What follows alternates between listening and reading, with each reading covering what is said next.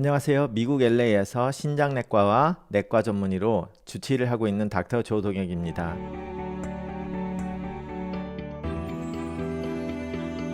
지난 시간에는 당뇨에 대해서 음식에 대해서 잠시 이야기를 했는데요. 오늘은 운동에 대해서 이야기를 좀 해보겠습니다. 그 중에서도 운동에 필요한 근육 이야기를 해서 운동보다는 근육에 대해서 살펴볼 건데요. 오늘 제가 환자를 그렇게 많이 본 날도 아닌데 5분한테 이 근감수증에 대해서 말씀을 드리게 됐습니다. 새벽에 일어나서 이 강의를 준비를 했는데 오늘따라 많은 분들한테 이야기를 하게 됐는데요. 특히 당뇨 환자분들한테는 더 중요하고 60대가 넘으신 분들, 특히 여성분들한테 중요한데요. 자, 근감소증이라고 하면 sarcopenia 해서 나이가 들면서 특히 점진적으로 발생을 하는 근육량 그리고 근력의 기능 감소입니다. 40대부터 보통 시작하고 그렇지만 40대, 50대까지는 그렇게 크게 눈에 띄지 않지만 60세 후로 굉장히 가속화가 되고 대부분의 일반 분들이 느끼는 시간은 보통 65세에서 70세 사이에 많이 느끼게 됩니다. 자, 이게 왜 중요하냐면 이 노인분들이 허약함, 이동성 감소, 독립성 상실 뭐 이렇게 써놨는데 결과적으로 근육이 감소하고 그러다 보니까 근육이 약해지니까 활동도 감소하고 잘 넘어지기까지 하는 여러 가지 문제를 만들고 그렇게 넘어지면 결과적으로 남한테 의존해서 살아야 되는 이 독립성의 상실이 굉장히 중요한 문제로 떠오르게 되고 있죠. 특히 노령의 부부가 둘이서만 사는 그런 분들에서 이 독립성의 상실은 굉장히 큰 의학적 뿐만 아니라 사회적인 문제를 야기를 하고 있습니다. 그래서 이거를 좀 숫자적으로 표현하자면 30세 이후로 10년에 보통 3%에서 8%의 근육이 감소한다고 보고 있습니다. 자, 그래서 근육의 손실 기전이 무언가 좀 테크니컬하게 가자면 단백질 합성 감소로 인해서 이제 가장 많이 문제가 되는데요. 성장 호르몬이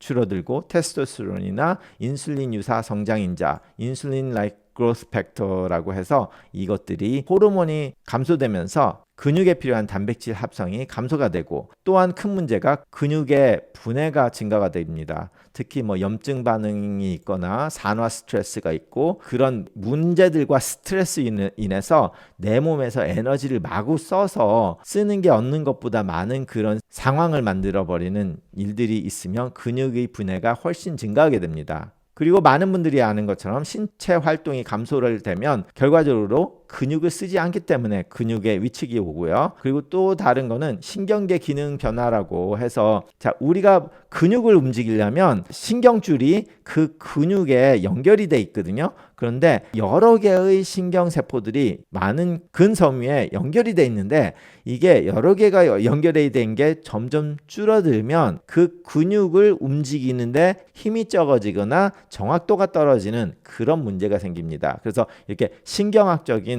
신경세포 수의 감소로 인해서 근육의 기능에도 문제가 되기도 하고요.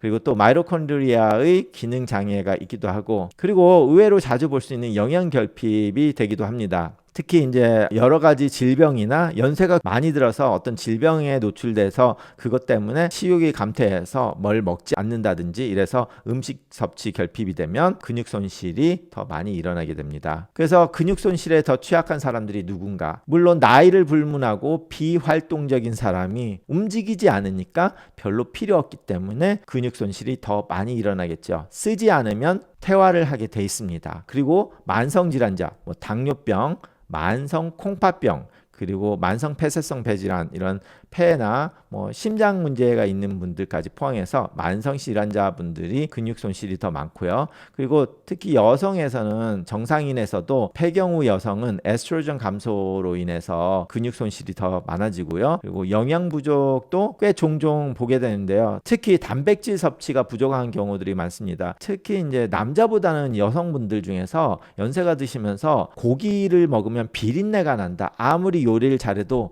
고기 맛이 비리다라는 느낌을 드시는 순간 정말로 고기가 먹기 힘들어집니다. 그러면 그런 분들은 돼지고기도 비려, 소고기도 비려, 가끔가다 닭고기는 안 비려 해서 뭐 특정한 닭고기나 소고기나 돼지고기 중에 하나는 괜찮다라고 하시면 그 고기를 먹을 수 있어서 다행인데, 많은 경우 모두 다 비리다고 하세요. 모든 고기가. 그럼 당연히 생선도 비리고, 그리고 심하신 분은 꽤 많이 보는 게 콩도 비린 냄새가 나서 못 먹는다라고 말씀하시는 여성분들이 되게 많아요. 특히 연세가 드신 분들. 그러다 보면 이런 분들은 단백질이 모두 다 비리다고 말씀을 하신 거나 마찬가지다 보니까 단백질이 섭취가 너무 부족하게 돼서 비려서 못 먹으니까, 그러면 이제 단백질에 대한 임밸런스가 와서 영양 부족이 되는 거죠. 다른 영양은 다 괜찮은데 단백질만 줄어서, 그리고 이제 호르몬 수치가 낮아지면 근육 위축이 오고, 이렇게 테스토스테론, 에스트로겐, 그리고 성장 호르몬까지 이런 것들이 근육을 유지하는 데 중요한데, 이런 것들에 문제가 있으신 분들, 그런 분들이 이제 문제가 생기는데, 자, 그래서 이렇게 취약한 사람들의 문제점들을 보면 답이 어느 정도 나올 수도 있는데요. 당뇨병에 걸리지 마라, 만성콩팥병에 걸리지 마라 할 수는 없으니까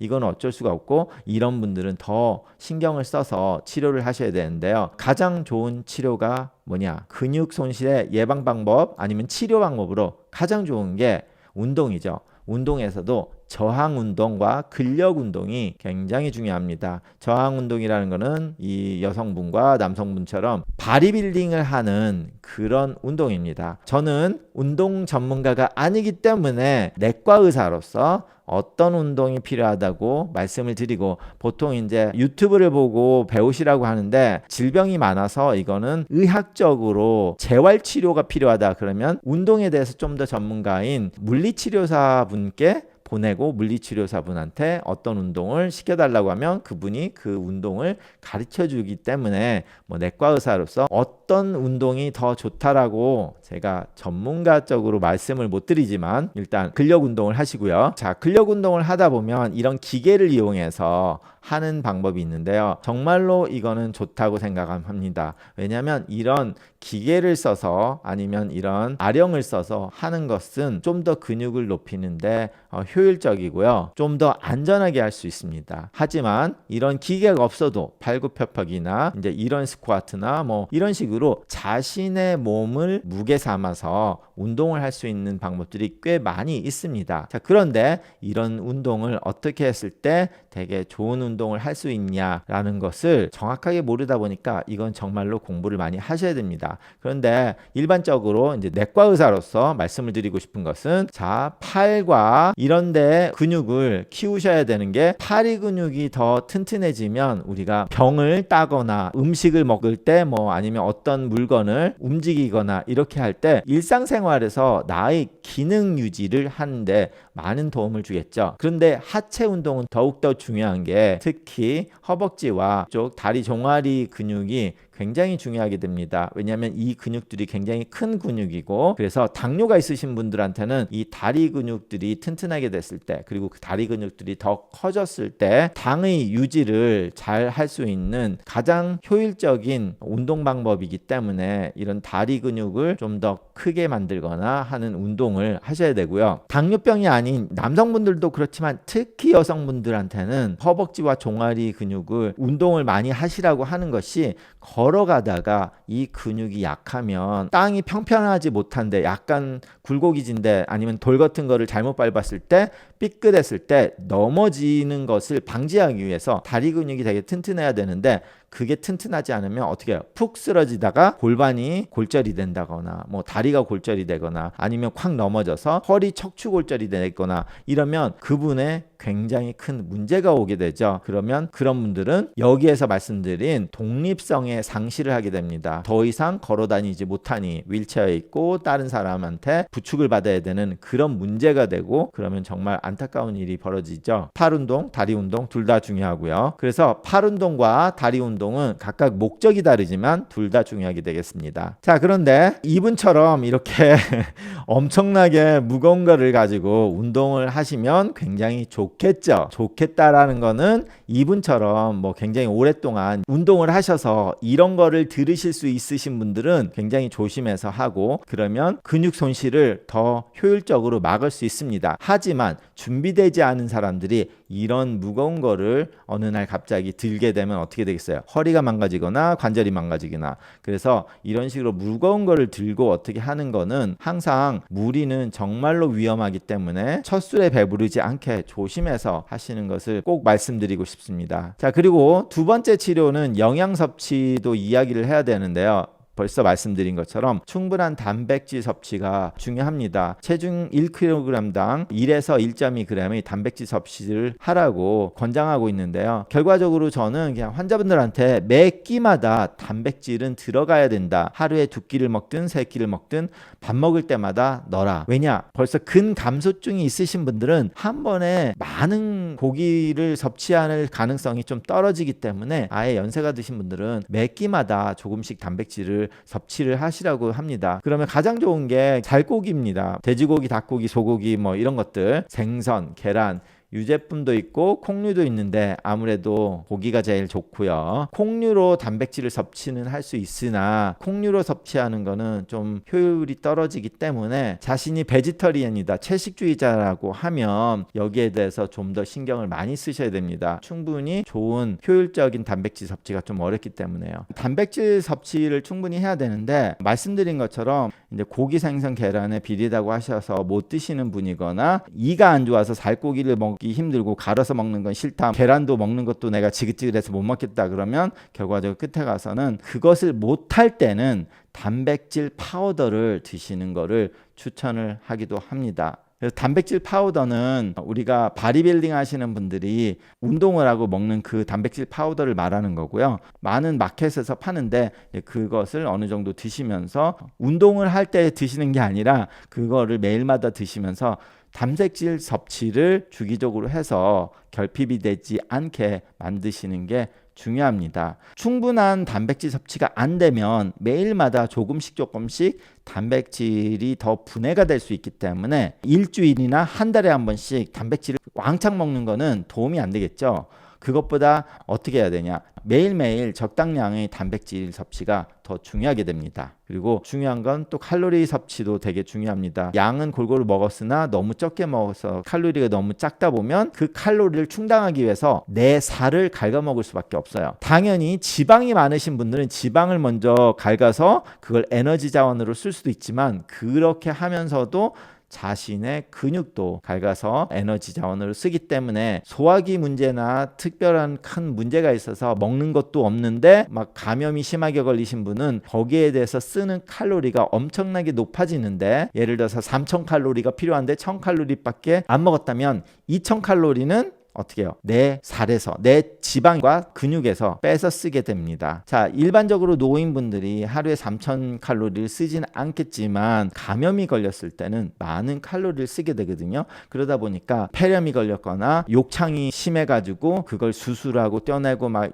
아니면 큰 수술을 했다 했을 때 환자분들이 살이 쭉 빠지는 이유가 굉장히 많은 칼로리를 쓰는데 거기에 충분한 자기가 칼로리 섭취가 되지 않기 때문에 내 몸에서 그거를 먹었기 때문에 그럴 때 지방도 빠지지만 근육도 빠진다는 그런 문제를 꼭 염두에 두시고, 그런 경우라면 꼭 충분한 칼로리 섭취는 중요합니다. 자, 그러면 뭐 이런 말씀을 드릴 때 굉장히 비만하신 분들이 그게 중요하지 이러면서 과식을 한다는 거, 그런 상황을 말씀드리는 건 아니라는 거 꼭 정확하게 알아들으시고요. 못 드시는 분을 얘기를 합니다. 삐쩍 마르신 분들. 그리고 또 다른 치료 요법들은 이제 호르몬 대체 요법, 호르몬이 떨어졌을 때 문제가 된다고 하니 테스토스테론과 성장 호르몬 요법, 뭐 여성에서는 에스트로겐을 보충을 해주는 그런 요법이 있습니다. 하지만 저는 개인적으로 여기에 대해서 좋지 않게 생각하고, 많은 의사들이 부작용이 있으니까, 그리고 되게 중요한 부작용이 될 수도 있기 때문에 이 호르몬 대체 요법에 대해서는 뭐 할 수도 있겠다고 생각을 하지만 저는 그걸 안 합니다 라고 말하는 의사들이 많이 있습니다. 그 영양 보충제로 뭐 비타민 D나 칼슘 같은 거, 특히 칼슘은 뼈보다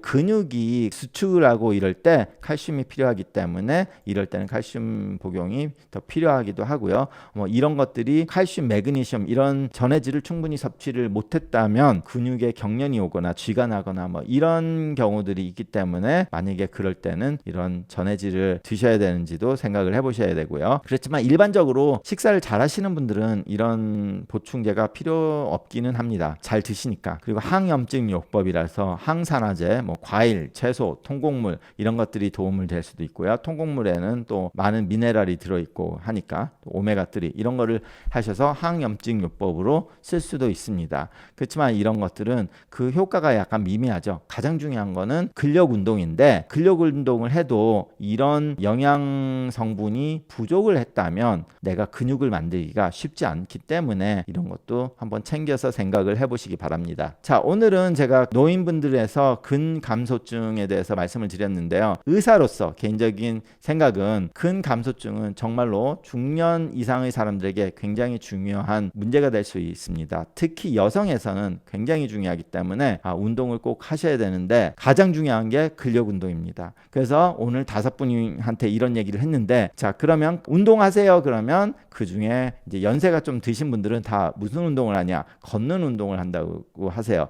물론 걷는 운동이 안 하는 것보다는 낫겠지만 제대로 효율적인 운동은 아닙니다. 제가 오늘 말씀드린 것처럼 짐에 가서 그런 아령을 든다든지 바디빌딩 하는 사람들처럼 그런 근력 운동을 전문적인 사람처럼 해야 근육이 좀 붙습니다. 특히 연세가 드시면 그렇게 해도 근육이 잘 안 붙기 때문에 정말로 저 사람은 바디빌딩을 하려고 그러나 왜 저러지 할 정도로 이렇게 열성적으로 운동을 해야 되고 그 무게도 조금 바디빌딩 하는 사람들이 어느 정도 하는 것처럼 10번에서 20번 정도 드는데 굉장히 힘이 들어서 더 이상 못할 정도 뭐 그 정도를 자신한테 맞춰서 조심스럽게 하는 것을 추천을 드립니다. 그리고 이렇게 운동을 했을 때 운동이 끝나고 나서 근육이 아픈 것은 좋은 사인입니다. 그만큼 내가 무거운 걸 들었고 근육이 약간 아프면서 그 알통이 배겠다고 하죠. 그런 알통이 배기는 건 좋은 건데 그렇게 운동을 해서 근육이 커지기 위한 작업을 한 거기 때문에 좋은 건데요. 그렇지만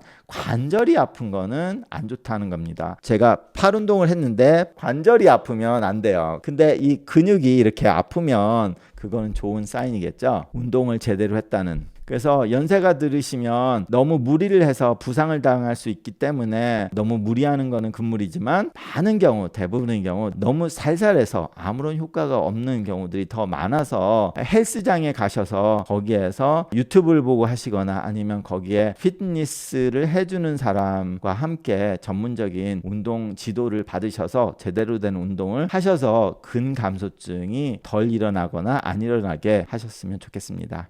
감사합니다.